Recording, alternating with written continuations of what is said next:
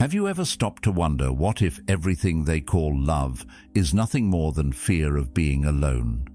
What if the need to have someone is simply a disguise to avoid facing the emptiness within yourself?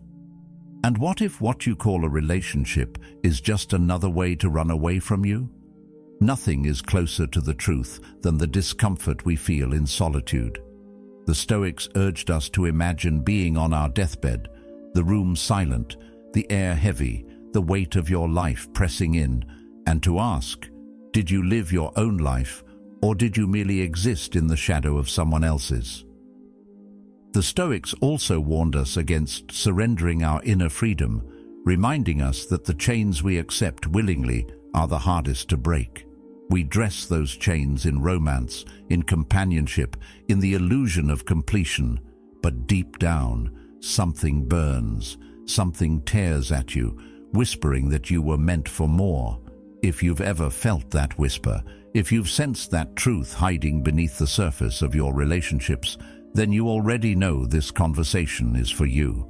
And if you seek the courage to face yourself without masks, to build a life rooted in your own strength and sovereignty, consider subscribing for the version of you who refuses to abandon their own soul. Most people don't fall in love because they've reached a place of wholeness. They fall because they're terrified of the silence that waits for them when the noise stops. The kind of silence that forces you to hear your own thoughts, to confront the questions you've been avoiding for years. There's an empty space in their life, a space that feels too wide, too echoing, too raw, so they fill it with another person. Not always because they deeply want that person, but because it's easier than facing themselves. We rarely talk about how much of what we call love is simply a beautifully dressed form of avoidance. It's easier to get lost in someone else's stories, emotions, and needs than to confront our own. Carl Jung once wrote, "Loneliness does not come from having no people around you, but from being unable to communicate the things that seem important to you." And for many, a relationship isn't a bridge to true connection. It's a shield from that loneliness, a way to pretend they are understood, even when they've never truly understood themselves. The problem is, when love is rooted in fear, it becomes fragile. Every disagreement feels like a threat, every moment of distance like a crack in the glass. The relationship starts to carry the impossible task of holding together not just two lives, but also the unresolved parts of each person. And when those cracks begin to show, panic sets in. People cling harder, negotiate away their own values, silence their desires, and bend themselves into shapes that don't quite fit, just to keep the other person from walking away.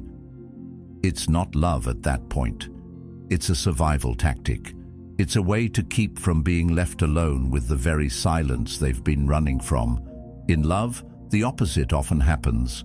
We seek to be validated, accepted, approved, and in the process, we trade away the raw honesty that could actually help us grow.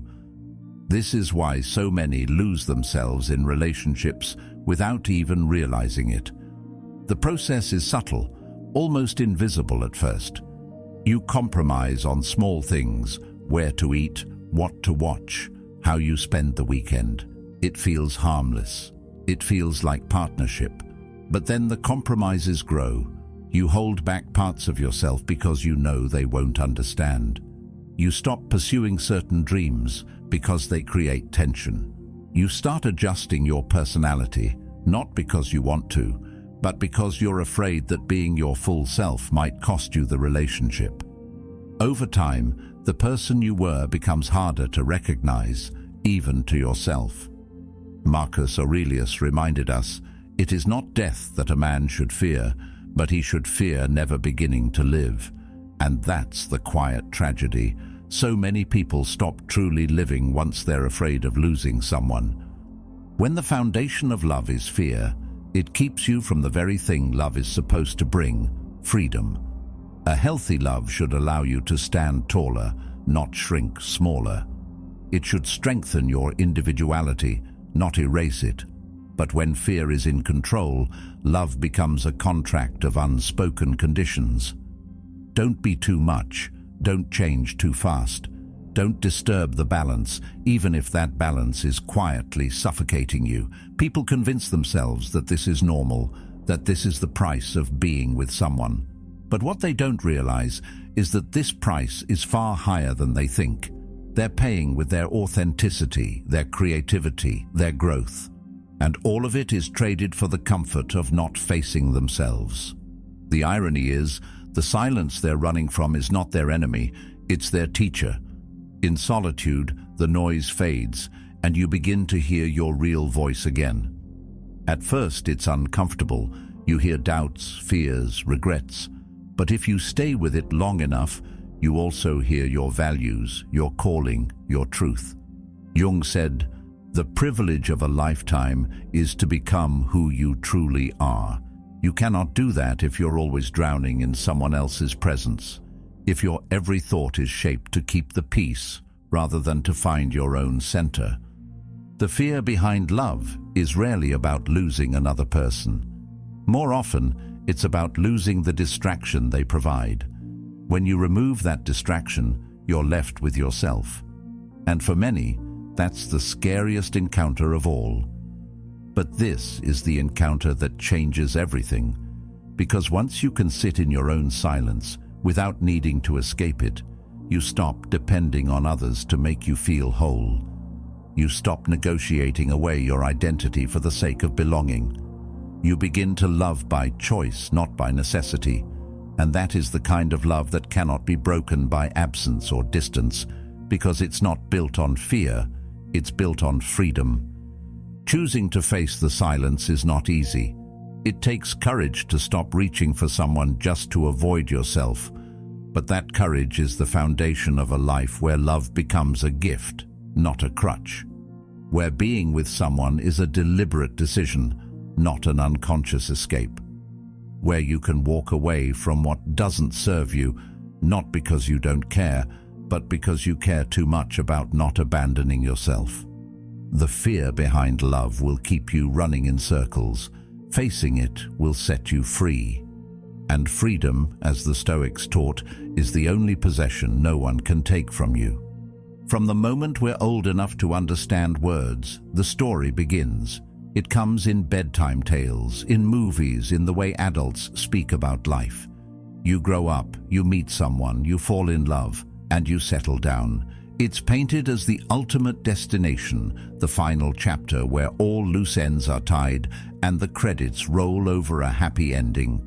Few ever stop to ask what happens after that scene fades to black, and fewer still question whether this script serves everyone, or whether it silently robs us of the chance to meet the most important person we'll ever know, ourselves. This conditioning doesn't arrive like a command. It's softer, more insidious. It lives in casual questions from relatives. When are you going to meet someone? As if your life is a waiting room for love. It hides in compliments that compare your worth to your relationship status. By the time we're adults, the message is no longer questioned. It's absorbed, unquestioned, like gravity. The effect of this quiet programming is profound. Without even realizing it, many people grow into adults who believe that life without a partner is incomplete by definition. They may travel, learn, build careers, but somewhere in the back of their mind there's a constant, unspoken reminder that all of it is just filler until they find someone. And so they enter relationships not out of readiness or genuine self-knowledge, but out of a sense of duty to the story they were handed. Carl Jung once wrote, "The most terrifying thing is to accept oneself completely." For many, a relationship becomes a way to avoid that terrifying work. If someone else validates us, we don't have to fully validate ourselves. If someone else mirrors back our value, we don't have to face the silence that asks us to define it for ourselves. This invisible conditioning shapes not only who we choose, but how we behave once we've chosen. If you've been taught that your worth is tied to being partnered, You will often endure situations that harm you just to avoid returning to the dreaded state of being single. You will ignore red flags, tolerate disrespect, or contort yourself into someone else's ideal rather than risk the shame of ending up alone. Marcus Aurelius once observed, "It is not the things themselves that disturb us, but our judgments about them." The judgment here is subtle but crushing. Alone equals failure, together equals success. It is this false equation that keeps countless people trapped in lives that do not reflect who they truly are.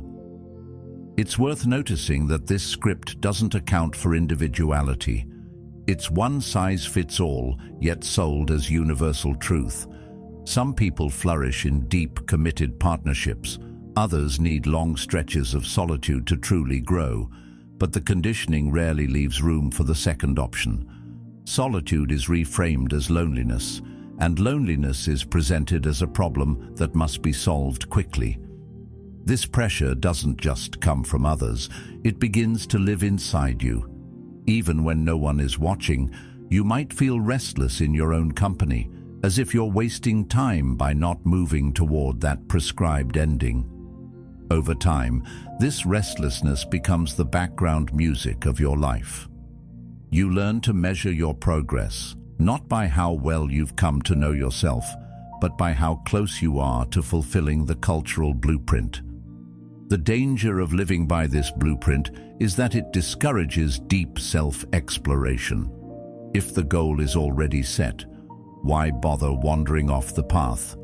Why question whether the destination fits who you've become?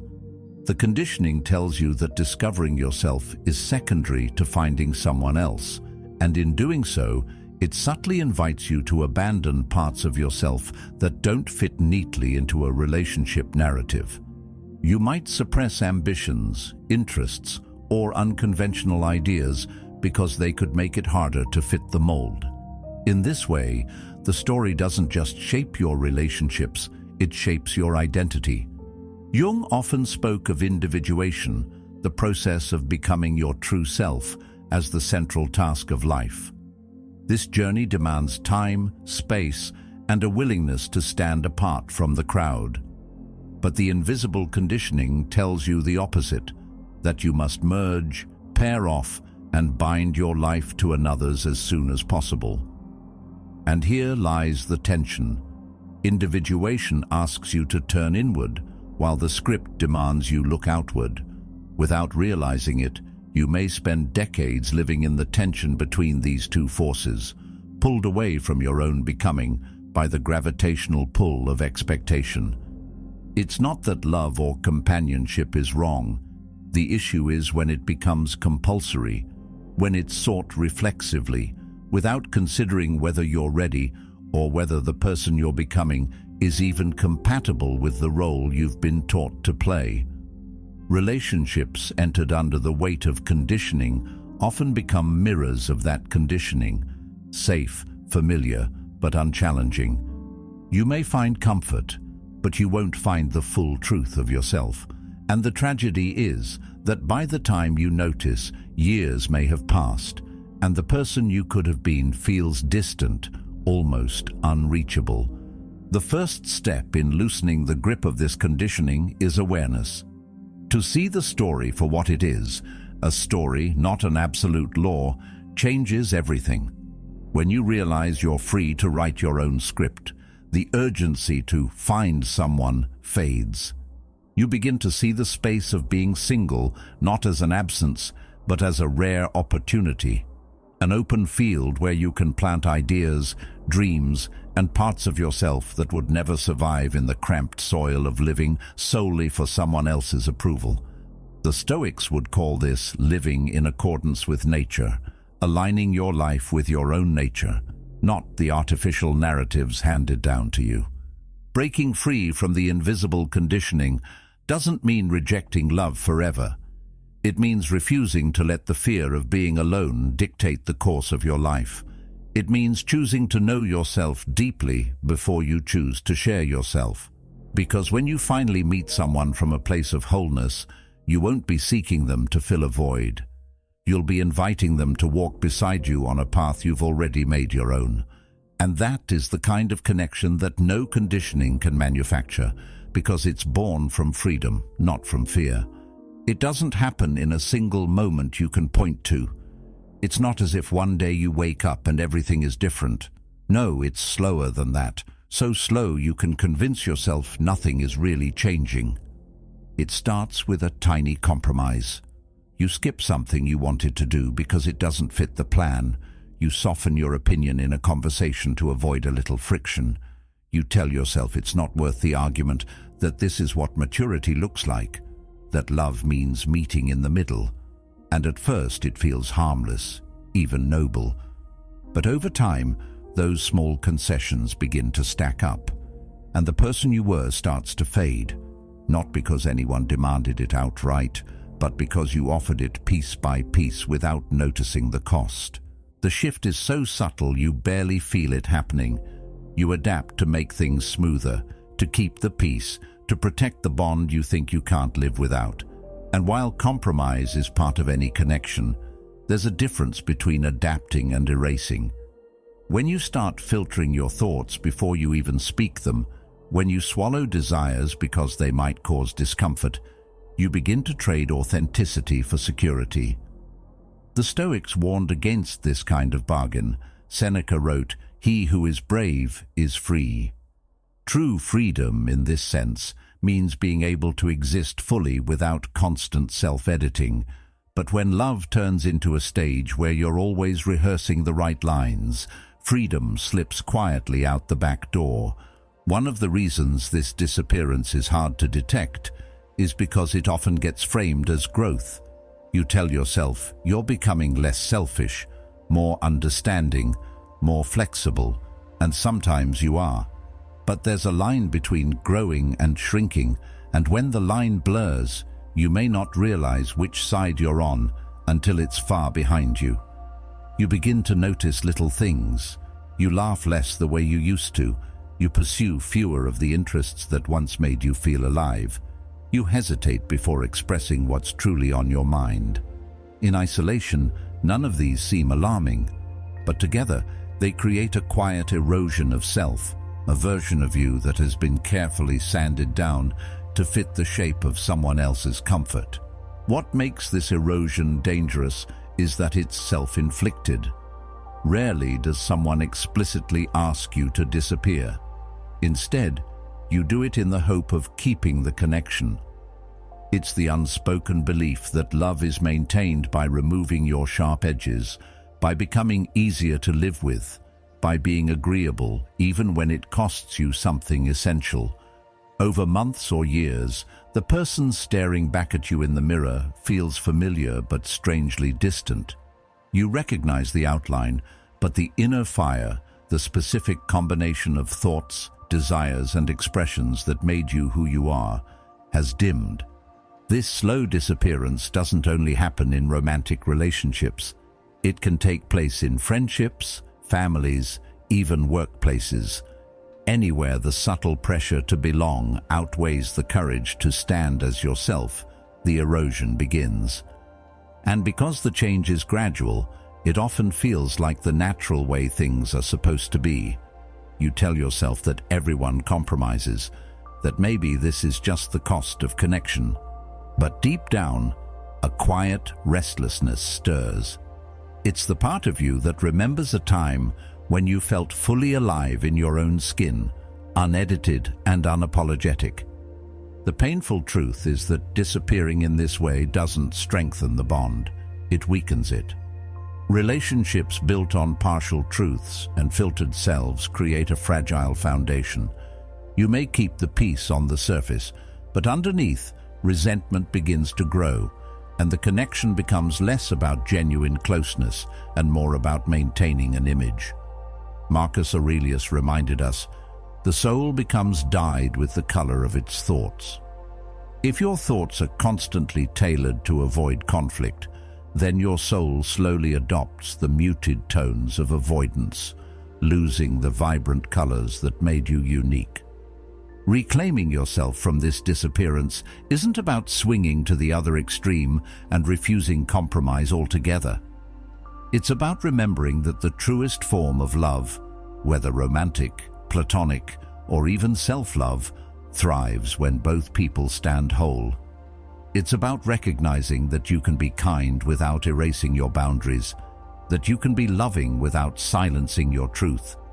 The courage to be fully yourself will sometimes create tension, but tension is not the enemy. As the Stoics understood, the tests we face are the training ground for strength. A relationship that cannot withstand your authenticity is not one that can truly hold you. The slow disappearance is seductive because it feels safe. But that safety is an illusion if it comes at the expense of your own life force. You are not meant to be a softened, palatable version of yourself just to preserve an idea of love. Love that demands your absence is not love. It's a contract for slow self-abandonment. And when you finally see this, you begin to understand that the greatest gift you can give any relationship is the fullness of who you are, unshaped by fear and uncut by compromise. Because the moment you stop disappearing, you stop trading your life for someone else's comfort, and you start living it as it was meant to be lived, whole, present, and unmistakably yours. Belonging is one of the deepest human desires. We are wired to seek it, to feel anchored in a place, a group, or a person. There is comfort in knowing you have somewhere to return to, someone who will call you theirs, a life that feels shared rather than solitary. But what we rarely acknowledge is the quiet toll this belonging can take when it's not grounded in true freedom. The cost is rarely demanded outright. Instead, it shows up as a constant, almost invisible negotiation of your thoughts, your desires, your very essence. You learn over time which parts of yourself are welcome and which should be hidden away. And the more you trade away those parts, the safer you seem to feel, even as something essential in you begins to fade. The safety of belonging often comes wrapped in rules. Some are spoken, most are not. You discover that certain opinions are better left unsaid because they disturb the peace. Certain ambitions should be toned down because they threaten the balance. Even emotions, raw and unfiltered, are carefully measured so they don't make others uncomfortable. Slowly, you start to live in a kind of emotional and mental middle ground, never too much, never too little, always adjusted to fit the space you occupy. Epictetus warned, "If you wish to improve, be content to be thought foolish and stupid." But belonging often makes us unwilling to be misunderstood. We choose smoothness over honesty, acceptance over self-expression, and that choice, repeated often enough, reshapes us. What makes this cost so subtle is that it often feels like love.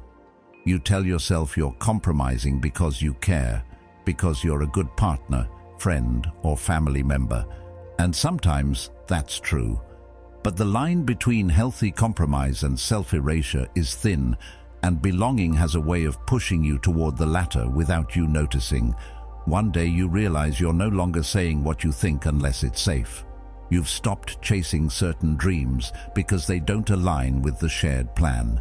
You've become careful, measured, less spontaneous, not because you wanted to change, but because change threatened the approval you had worked so hard to secure.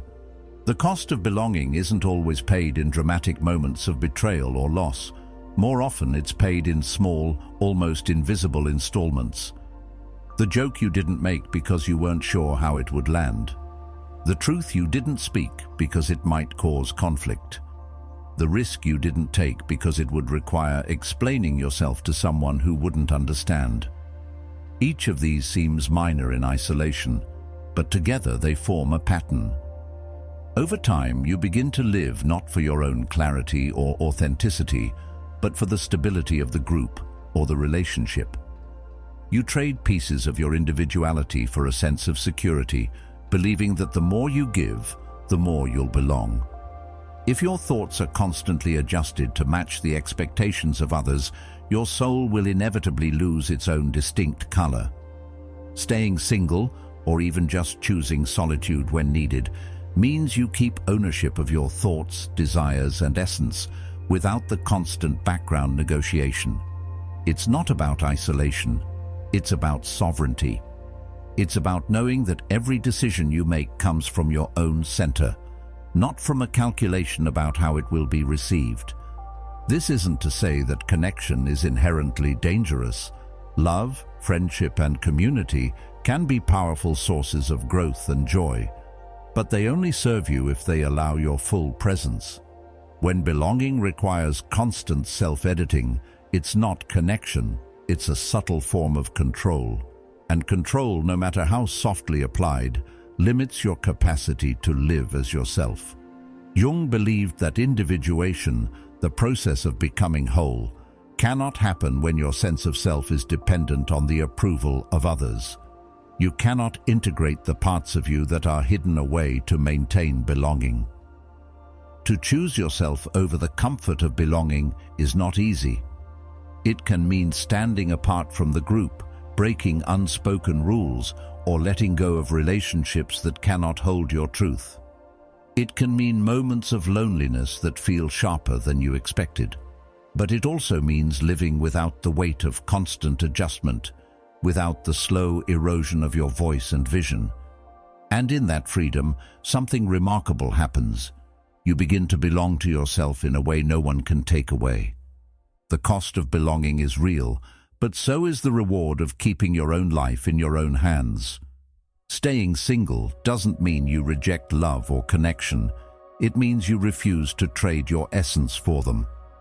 It means that when you do choose to belong somewhere, it will be on your terms, as your whole self, without shrinking to fit. Because belonging is sweetest when it doesn't come at the expense of who you are. And freedom, once claimed, makes every other kind of connection richer, deeper, and truer. When you strip away the constant hum of other people's voices, something unexpected rises in its place. At first, it's unsettling, the kind of quiet that feels almost too loud. You notice thoughts you didn't realize were there, ideas that had been buried under conversations, obligations, and the steady pull of someone else's presence. Alone, there's no one to distract you from them. They surface with an intensity that can feel overwhelming, like a room you've avoided cleaning for years suddenly lit by a harsh, revealing light. Carl Jung once wrote, "Who looks outside, dreams. Who looks inside, awakes." Solitude forces that awakening. It asks you to turn inward, to look directly at what you've been avoiding. And while it can feel like discomfort at first, there's something else buried in it: clarity. As the days or weeks pass, that clarity deepens. You begin to hear your own voice with more precision, without constant negotiation of your thoughts to fit someone else's expectations. Your ideas stretch further, bolder. You start following your mind down paths you might have dismissed before because they didn't align with the shared plan or the comfort of the group. The world inside you begins to expand, filling with details and connections you couldn't see when you were too busy adapting to someone else's rhythm. This is the part people rarely talk about when they speak of being alone, the way your mind sharpens when there's nothing to dilute it. At first, solitude can feel like a kind of loss, especially if you've been conditioned to see it as absence. No partner to share your day with, no one to consult before making decisions, no immediate echo of your words. But as you lean into it, you realize that absence has been misunderstood all along. What you've actually been given is space, pure, unclaimed, unmeasured space. And space has a way of revealing the truth. Marcus Aurelius said, "You have power over your mind, not outside events. Realize this, and you will find strength." In solitude, that truth becomes undeniable. You stop outsourcing your validation, your direction, your worth. They start coming from the inside out, and the power in that shift is hard to describe until you've felt it. The more time you spend in this space, the more it changes you. At first, you fill the silence with noise, music, screens, conversations with anyone who will listen, but slowly you start letting the silence be. You discover that not all thoughts need to be drowned out, that some of the discomfort you feel in stillness is simply the process of meeting yourself again. It's in that stillness that desires become sharper. You realize which dreams are truly yours and which were inherited from someone else's vision for your life. You feel the pull toward things you had long forgotten mattered to you. This is when solitude begins to shift from uncomfortable to addictive, not because you want to avoid people, but because you've tasted the freedom of living without constant compromise. There's a peculiar kind of energy that comes from being alone on your own terms. It's not the isolation born of rejection or loss. It's chosen, deliberate, and rooted in self-respect. The Stoics would see this as aligning with nature, living according to your own inner compass. You start to notice how much of your life before was built around reacting to someone else's mood, their needs, their plans. Now, your energy is directed toward creation. You're not managing another's emotions before you can explore your own. You're not tempering your excitement or holding back an idea because it might be misunderstood. In this space, time feels different. There's a stretch to it, an openness that allows for deeper work and deeper thought. You can pursue an idea until it's fully formed without being interrupted by the constant need to check in with someone else. You can start something at midnight because you feel inspired, or stop in the middle of a project to follow a new thought without having to explain yourself. It's in these moments that you realize how much energy you've spent before on simply maintaining the balance of shared life. That energy is now yours to invest where it matters most. Of course, solitude isn't a constant stream of inspiration. There are days when the quiet feels heavy, when you wish for the ease of someone else's presence. But even in those moments, you begin to understand the wait has meaning. It's shaping you, building your capacity to stand on your own, to sit with your own mind without running from it. Eventually, the space solitude creates stops feeling like a void and starts feeling like home. You realize that the truest connections you'll ever have, with others, with the world, with your own work, are richer when they grow from this foundation. You no longer fear being alone because you've seen what can be built there. And once you've experienced the sharpness of thought, the clarity of vision, and the unfiltered pull of your own desires, you'll protect that space fiercely. Not as a wall against the world, but as the ground on which you stand, steady and unshakable. Because when you belong fully to yourself, no connection can take that away, and no absence can strip you of it. From the earliest stories we're told, there's a common thread, a promise that somewhere out there exists another person who will complete us. It's in fairy tales, in songs, in movies. You're not whole until you find your other half. At first, this idea feels romantic, even comforting. It suggests that life's deepest fulfillment comes not from within, but from merging with another. But beneath that comforting surface is a subtle, dangerous belief that on your own, you are incomplete, and when you accept that belief, you begin to live as though your worth and stability depend on someone else. This myth has a quiet way of shaping your decisions. If you think you are incomplete, then every action is weighed against the hope of attracting or keeping another person. Your choices begin to orbit around the possibility of being chosen, of being enough for someone else.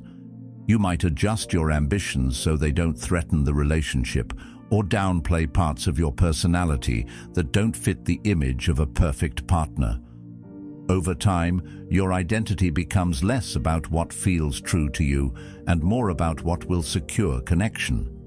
This isn't love, it's dependence disguised as devotion, and dependence, no matter how pretty the packaging, slowly erodes individuality. Dependence is seductive because it offers a false sense of security. It tells you that as long as the relationship remains, you're safe. But that safety comes at a cost. You start to measure yourself not by your own standards, but by how well you fit into someone else's life. You ignore the quiet signals from within, the dissatisfaction, the suppressed curiosity, the unspoken dreams, because chasing them might disrupt the bond. Epictetus wrote, "If you want to be free, then wish for nothing that depends on others." Freedom doesn't grow in the soil of dependence. Instead, it shrinks there, until one day you realize you've built your life on ground that can disappear at any moment. When you buy into the myth of incompleteness, relationships stop being choices and start being lifelines. The thought of losing the other person isn't just about emotional pain. It feels like losing a part of yourself. That's why people stay in situations that no longer nourish them, why they silence their instincts and ignore their needs. They believe leaving would mean becoming less than whole. But the truth is, you were never half of a whole. You were always an entire person, capable of love, creation, and purpose without needing to fuse yourself to another. The wholeness you seek from someone else can only ever be built from within. It's worth asking, where did this belief come from? In part, it's cultural. Societies often idealize the couple, the family unit, as the highest form of personal achievement. Single life is framed as a waiting room, a temporary state you should aim to escape. Even language reflects this bias. Terms like settling down suggest that only in partnership can life find its true form. But this narrative leaves out the reality that partnership is not a guarantee of fulfillment, and singleness is not a sentence of lack. Marcus Aurelius reminded himself, "Very little is needed to make a happy life. It is all within yourself." The myth of incompleteness hides this truth, keeping people searching outward when the real work is inward. Breaking free from this myth doesn't mean rejecting relationships altogether. It means approaching them from a place of self-sufficiency rather than need. When you no longer see yourself as a fragment waiting to be completed, love becomes a choice, not a dependency. You can give without fear of losing yourself, and you can receive without making it your source of identity. This kind of love is richer, deeper, because it's built between two whole people who can stand alone if needed. Jung understood this dynamic well. He believed that true connection could only occur when both individuals had confronted their own inner world, rather than using each other to avoid it. The challenge is that choosing wholeness can feel lonely at first. Without the immediate validation of a relationship, you have to face yourself in full, your flaws, your strengths, your unrealized potential. That's the work most avoid, which is why dependence can be so tempting. But once you start to build a life that feels complete on its own terms, something changes. The fear of being alone starts to fade. Your self-worth stops swinging with the moods or opinions of others. And the relationships you do form aren't built to fill a void, they're built to share abundance. The myth of incompleteness is powerful because it's been repeated so often it feels like truth. But the real truth is simpler and far more liberating. You are not half of anything. You are a whole, complex, capable being. The more you live from that place, the less you'll tolerate connections that require you to shrink. You'll stop treating love as an antidote to your existence and start seeing it as a complement to it. And in that shift, dependence loses its hold, individuality returns to its rightful place, and your life stops being a search for the missing piece and starts being the creation of something complete, entirely on your own terms. Society has a way of making its preferences clear without ever saying them outright. You see it in how people react to certain milestones, buying a house, getting married, having children.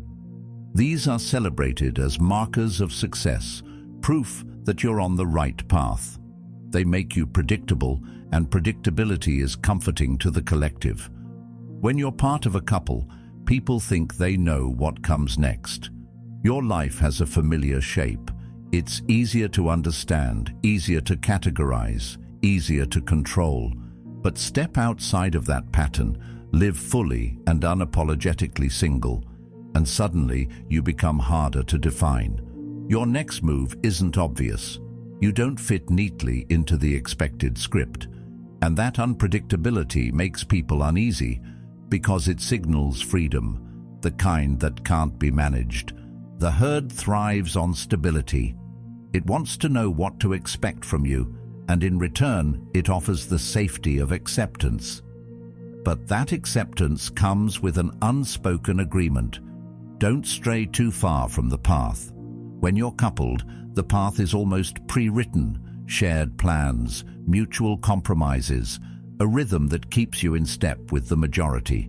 And there's nothing inherently wrong with that rhythm unless it drowns out the beat of your own drum. The thriving single person doesn't just hear their own rhythm, they live by it. They make choices that don't require consensus. They move in ways that can't be easily predicted. And in a world built on conformity, that is a kind of power that both fascinates and threatens. The reason unpredictability is so powerful is because it's rooted in autonomy. If no one can predict your next step, it means no one else is setting your direction. You're not following a script, you're writing your own. The herd may see this as instability, but for the outlier, it's freedom. Without the constant need to negotiate decisions with a partner, you can pivot when inspiration strikes. You can take risks without having to justify them. You can chase opportunities that don't make sense to anyone but you. And that ability to act without delay, without compromise, is a rare currency. Of course, the herd doesn't just ignore the outlier, it often tries to pull them back in. Questions come disguised as concern. Don't you want someone to share your life with? Aren't you afraid of ending up alone? Beneath these questions is an assumption that a life outside the couple framework is less valuable, less complete. But these are the questions of people who measure life by how well it mirrors the majority. They can't see that solitude, when chosen, is not a lack, it's a luxury. It's a wide open space where self-determination can flourish without interruption. The outlier knows this, and that knowledge becomes a shield against the subtle pressure to conform. What unsettles people most about the thriving single person is not their solitude, it's their contentment within it. If you're alone and miserable, the herd feels validated. It proves their path is the better one. But when you're alone and thriving, you disrupt the narrative. You show that happiness and fulfillment aren't exclusive to the couple's lane, and that makes others question the compromises they've made.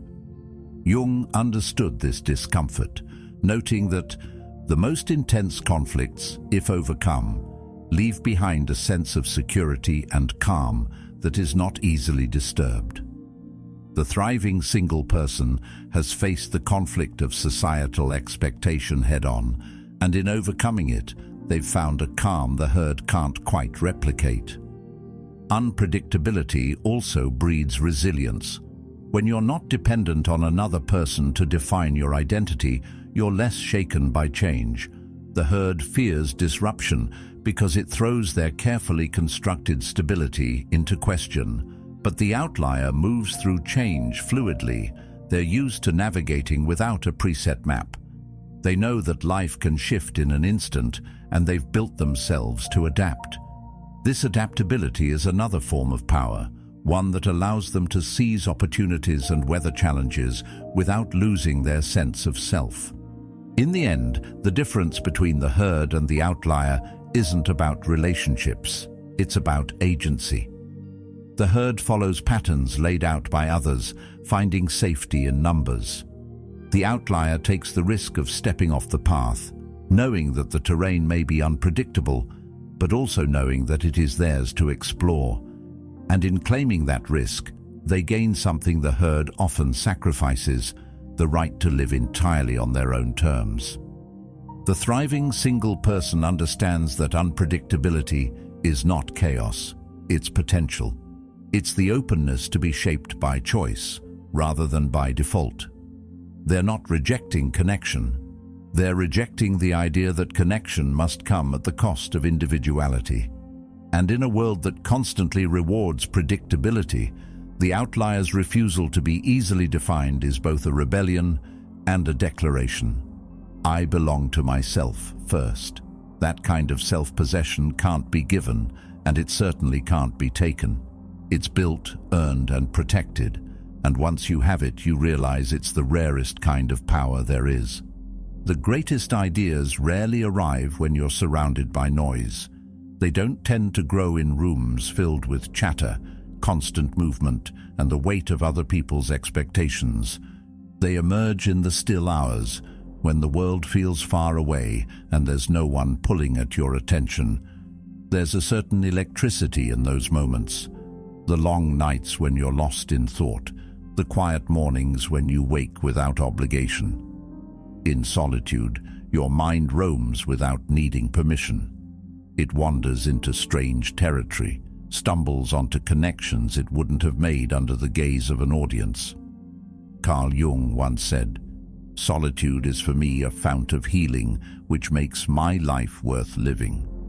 What he understood is that creation isn't just about inspiration, it's about space. Without that space, the raw material of thought doesn't have room to take shape. When you're alone, you can chase an idea without having to justify why it matters. You can follow a thought into the depths of obsession without having to explain yourself to someone else's logic.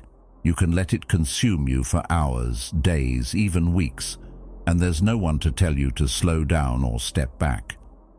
That freedom, to sink fully into your own process, is a rare gift in a world obsessed with constant connection. It's in that freedom that the creative edge sharpens. Without compromise, without the subtle pressure to adjust your pace for another person, your mind learns to stretch in ways that can't happen in the crowd. Crowded spaces, whether physical or emotional, tend to pull your attention outward. You're aware of others, aware of how your actions might be interpreted, aware of what's expected of you.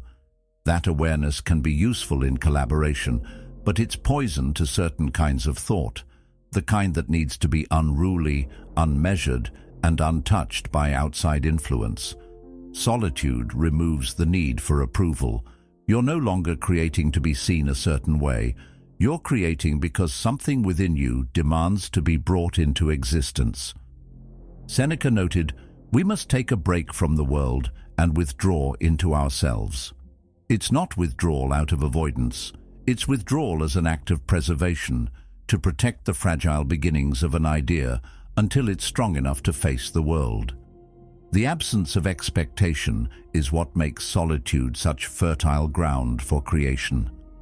When no one is waiting on you to produce a certain kind of work, you're free to explore the strange, the impractical, even the absurd.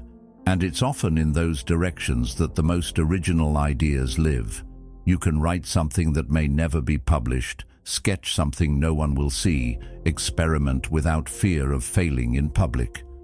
In this way, solitude acts as a laboratory for your imagination, where mistakes are not only allowed but necessary.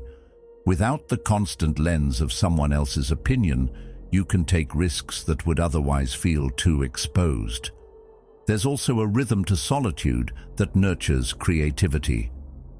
Without the interruptions that come from shared life, you can enter what psychologists call flow more easily, a state where time disappears, and you're so absorbed in the work that nothing else exists.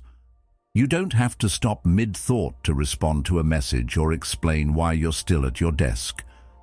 The momentum builds, carrying you deeper into the process. And sometimes what emerges from that state is something you could never have forced through will alone.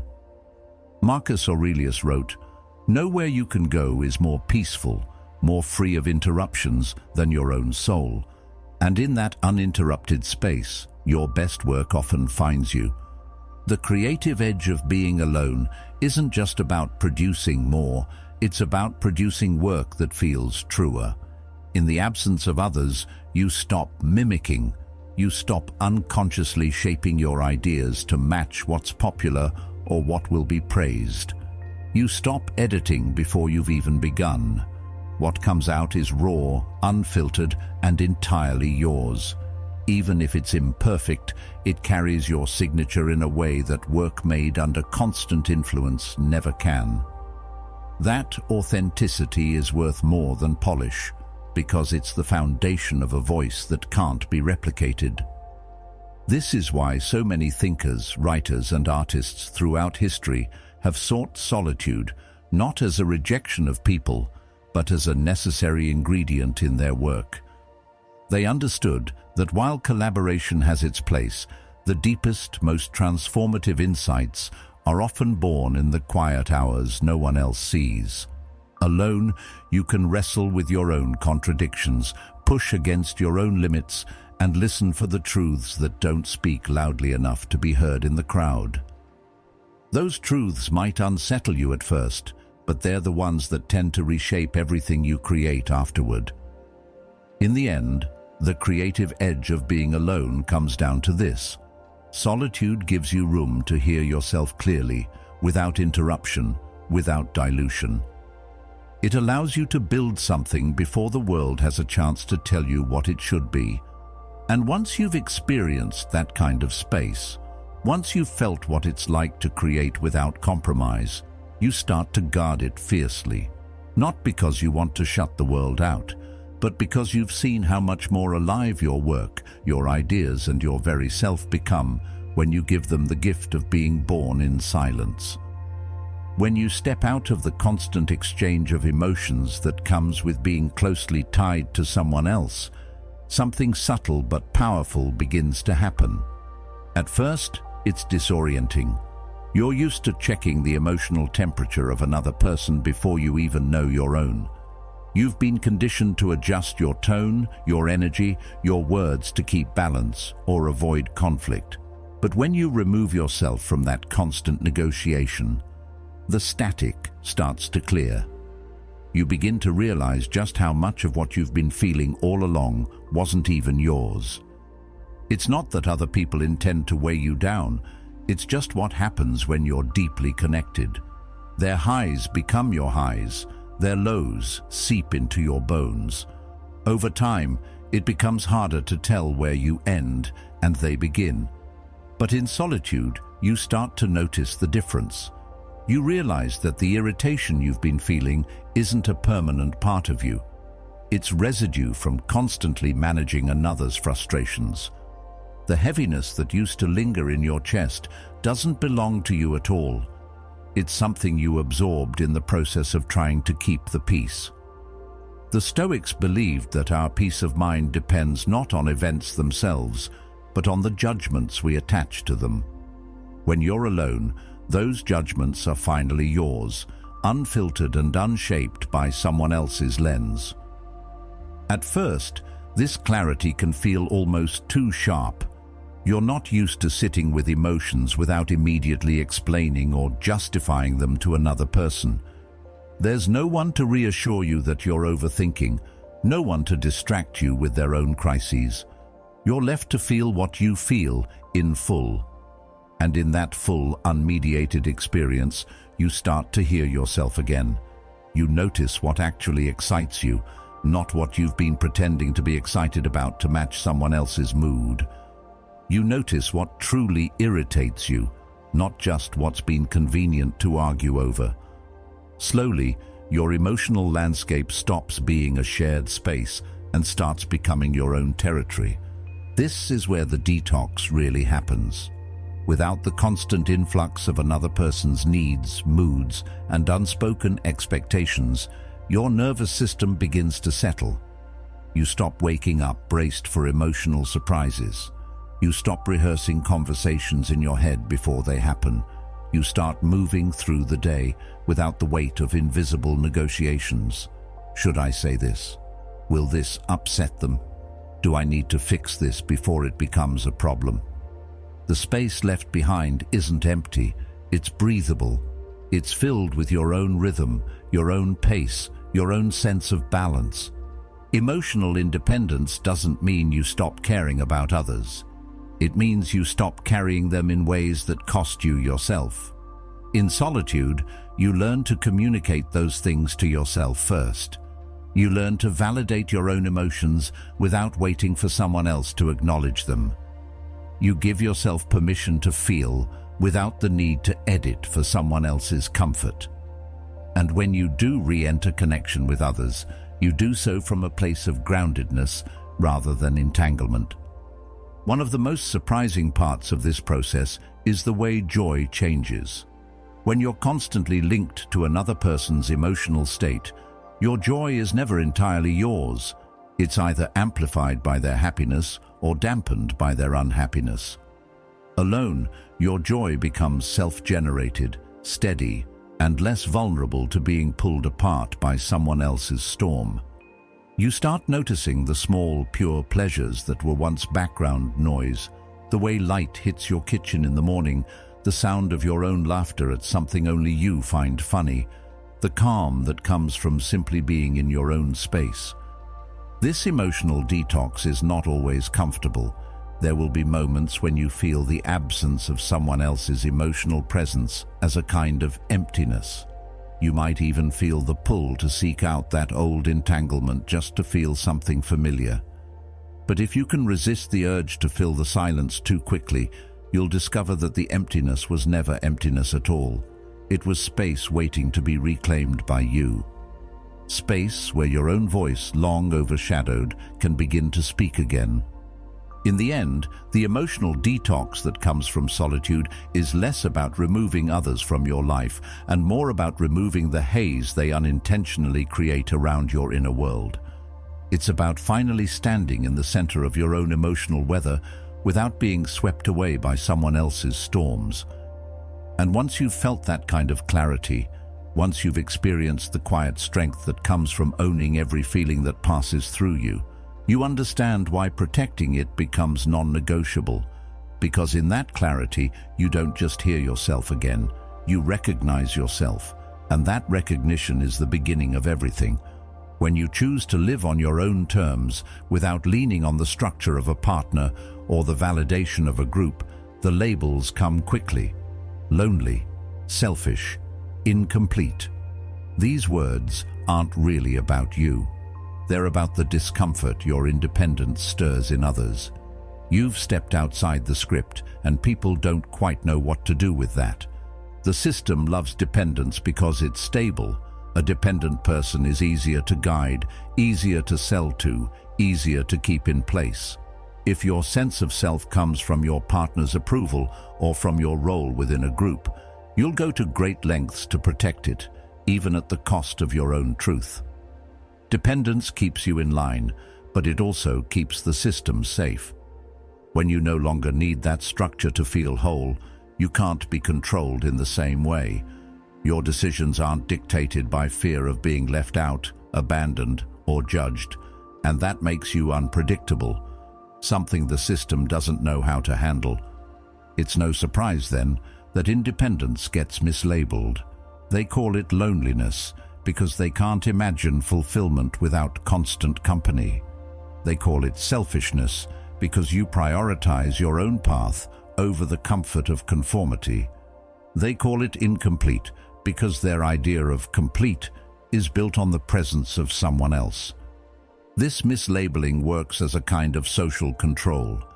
If independence is painted as something undesirable, fewer people will pursue it. If staying single is framed as failure, people will rush to couple up, even if it means silencing parts of themselves to fit the mold. The system doesn't need to chain you physically. It only needs to shape your beliefs about what makes life meaningful. That's why the choice to live free, truly free, is so radical. It's not just about you. It's about refusing to reinforce a cycle that trades authenticity for acceptance. Independence is threatening because it's proof that you can live without constant validation. You don't need someone to tell you who you are, to make your choices feel legitimate, or to keep you from feeling empty. This isn't about rejecting love or connection. It's about removing need from the equation. Love given freely, without dependence, is one of the purest forms of it. But to reach that point, you have to stand firmly on your own. And yet, this kind of freedom isn't easy to hold. It comes with its own challenges. There will be days when the weight of being fully responsible for your own life feels heavier than you expected. No one else is there to take the blame when you fall, and no one else gets the credit when you succeed. You own it all. But that's the point. Freedom without ownership isn't real freedom. It's just another form of dependence disguised as choice. The truth is, people fear what they secretly want. Those who criticize your independence often wish they had the courage to claim their own. They might not admit it, even to themselves, but your example forces them to confront the compromises they've made. It's easier to dismiss you than to question whether they've settled for something smaller than what they truly wanted. That's why standing in your freedom isn't just a personal choice. It's an act that can shift the people around you, even if it's met with resistance at first. So when they call you lonely, remember that solitude can be a source of power. When they call you selfish, remember that self-respect is the foundation for every meaningful connection you'll ever have. When they call you incomplete, remember that wholeness doesn't come from what you add to your life, but from what you refuse to give away. The system may thrive on dependence, but your life doesn't have to. The mislabeling will fade in importance once you see it for what it is, a sign that you've stepped outside the boundaries others feel safest in. And once you've stepped out, you'll realize there's far more space out here than you were ever led to believe. Sovereignty isn't something you stumble into. It's something you earn, and the price is never cheap. To claim it, you have to let go of things most people cling to as proof of a good life.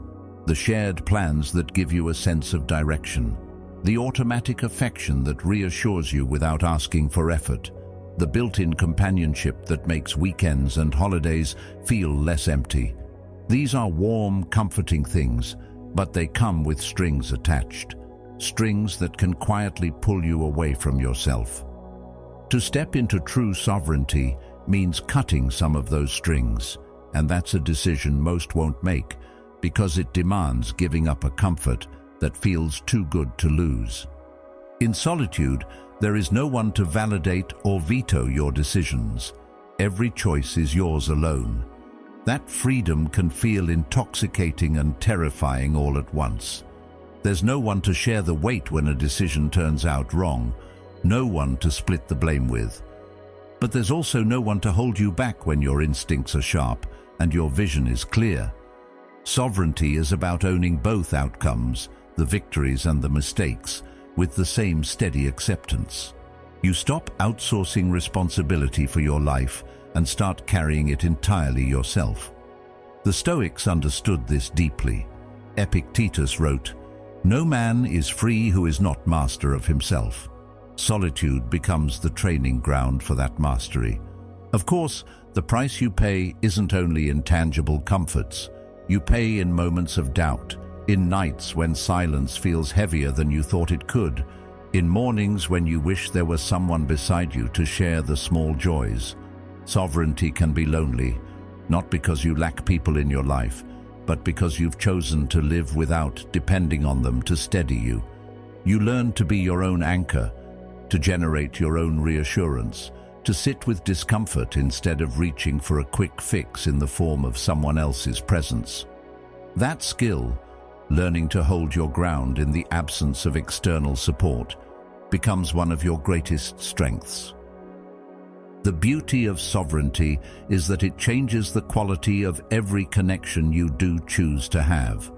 Without dependence, relationships are no longer about filling a void.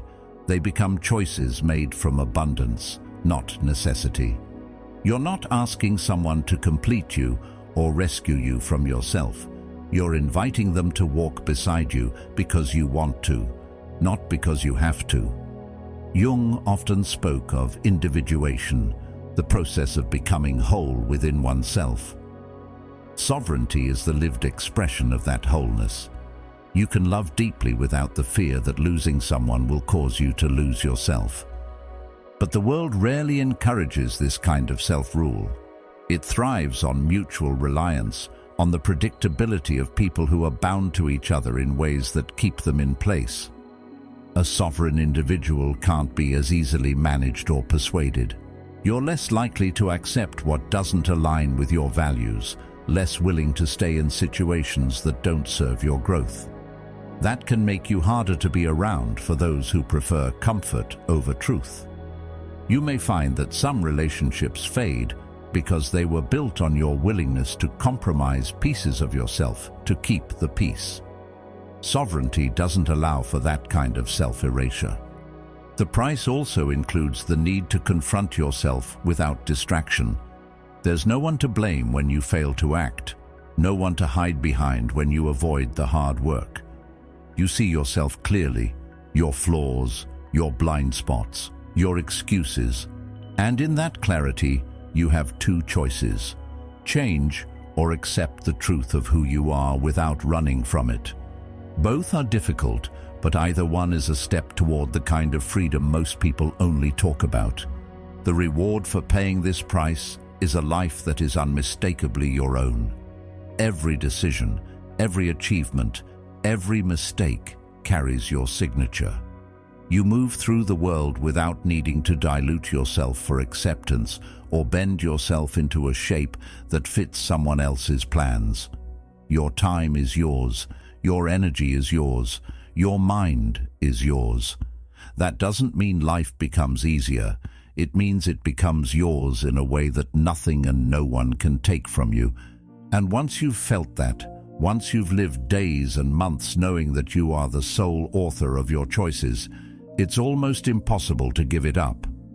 The comfort of shared plans and automatic affection will always have their pull, but they'll never outweigh the quiet, steady power of knowing that you belong completely to yourself.